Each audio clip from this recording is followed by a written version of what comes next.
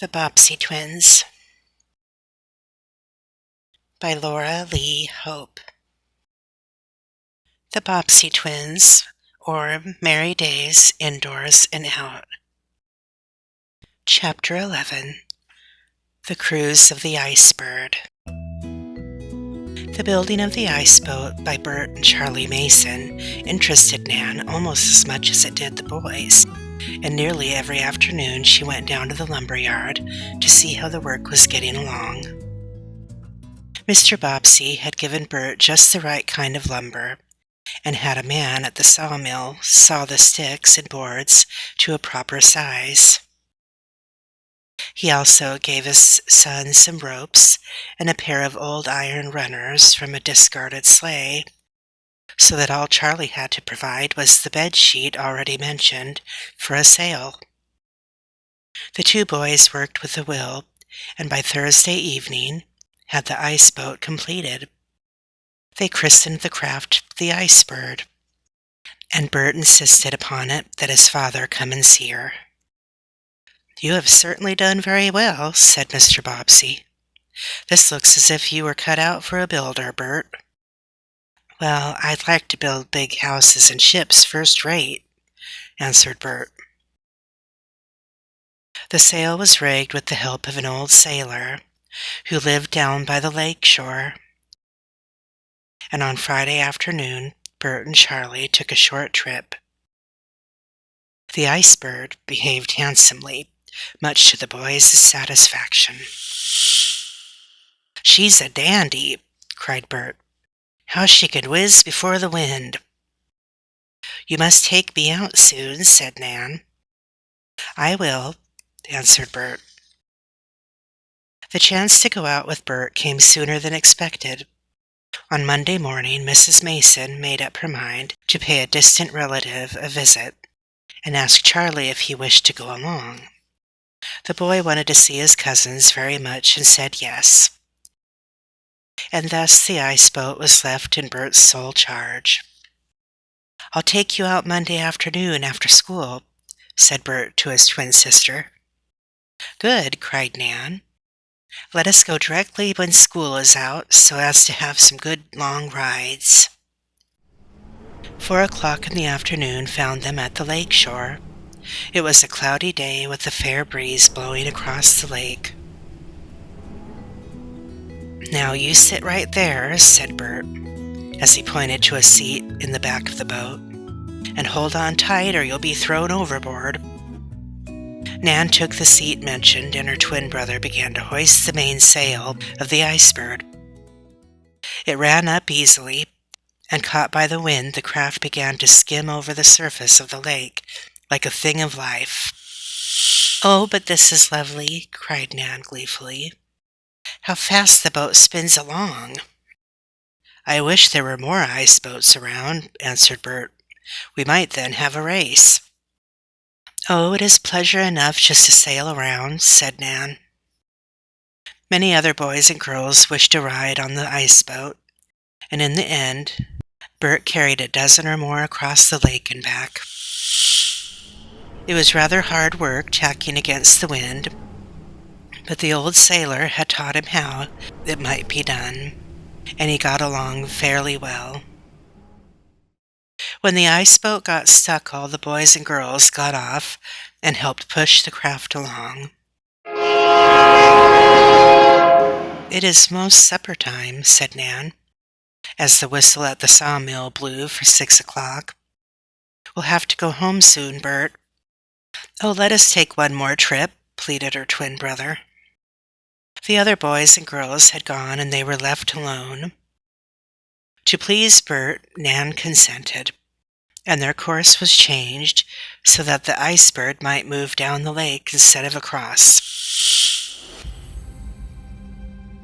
It had grown dark, and the stars which might have shone in the night sky were hidden by heavy clouds. "Not too far now, remember," said Nan.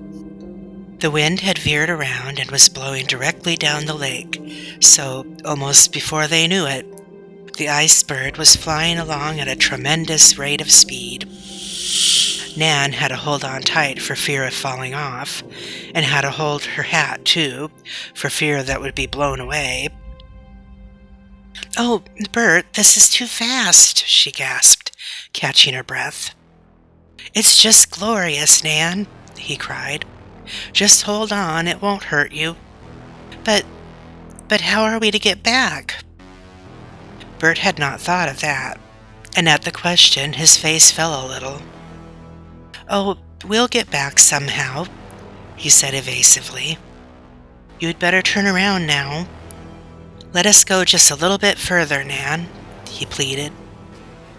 When at last he started to turn back, he found himself unable to do so.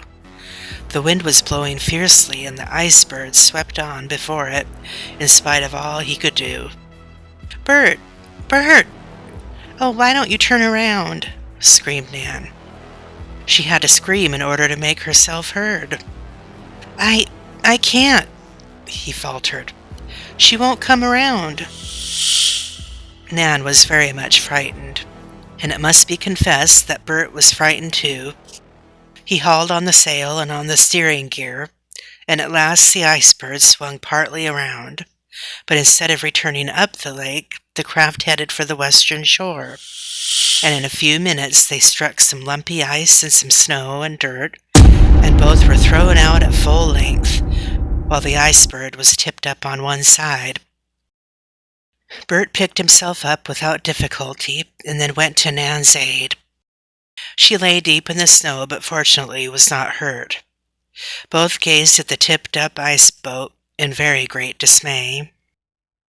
"Bert, whatever shall we do now?" asked Nan, after a spell of silence.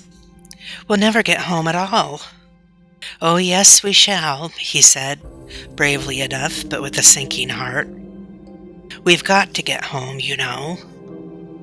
"But the ice boat is upset, and it's so dark I can't see a thing." "I think I can right the ice boat. Anyway, I can try." Doing his best to appear brave, Bert tried to shove the iceberg over to her original position. But the craft was too heavy for him, and twice she fell back, the second time coming close to smashing his toes. "Look out, or you'll hurt your foot," cried Nan. "Let me help you." Between them, they presently got the craft right side up. But now the wind was blowing directly from the lake, so to get the iceberg on the ice again was beyond them. Every time they shoved the craft out, the wind drove her back. "Oh, dear, I guess we have got to stay here after all," sighed Bert at last. "Not stay here all night, I hope," gasped Nan. "That would be worse than to stay in the store, as Freddie did." It began to snow. At first the flakes were but few, but soon they came down thicker and thicker, blotting out the already darkened landscape. "Let us walk home," suggested Nan. "That will be better than staying out here in the snowstorm." "It's a long walk. If only we had brought our skates."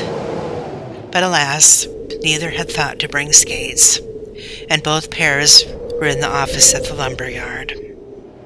"I don't think we had better walk home over the ice," said Bert, after another pause. "We may get all turned around and lost. Let us walk over to the Hopedale Road."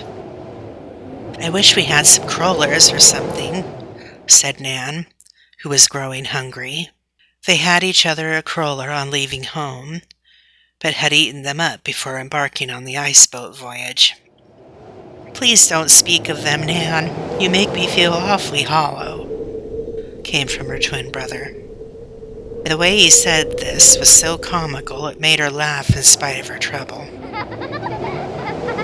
The laugh put them both in better spirits, and leaving the iceberg where she lay, they set off through the snow in the direction of the road, which ran from Lakeport to the village of Hopedale, 6 miles away.